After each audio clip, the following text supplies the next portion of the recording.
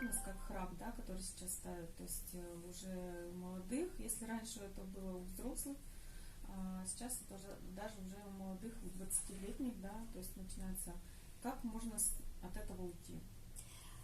Сначала надо определиться в причине, да, то есть мне всегда важно почему, да, то есть главный вопрос в любой ситуации, да, почему произошло, да, причина. Причины две. Мы говорили как-то с вами о слабости соединительной ткани, да, когда у нас соединительная ткань, она такая рыхлая, очень растягивающаяся, это особенность строения. То есть это особенность генетически обусловленная, генетика.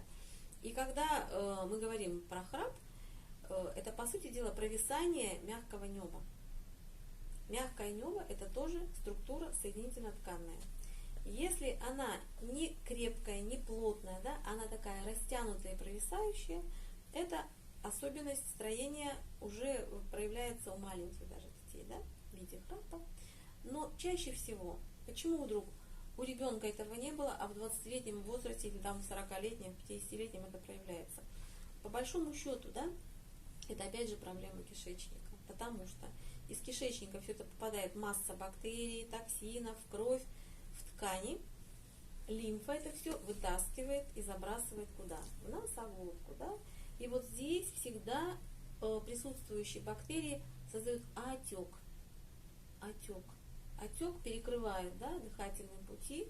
Когда человек расслабляется, спит он, да, вот в расслабленном состоянии, отечность никуда не уходит. И вот этот вот отек создает вот эту вот вибрацию, да, то есть вот это вот мягкое небо, оно становится более отечное, увеличенное, и за счет этого, да, мы слышим храп. Очень много таких было у меня пациентов, которые, пройдя хорошие противовоспалительные, противобактериальные, противогрибковые курсы, переставали храпеть, прекрасно дышат, не надо исправлять носовую перегородку, как часто бывает, да, у меня искривлена перегородка. Я говорю, ну, перегородка может и искривлена, но все-таки причина вот этого отека бесконечного, да, в носоглотке, это состояние дисбиоза кишечника. Вот, это не диагноз, это просто как бы состояние, да, которое имеет вот две причины, по сути дела.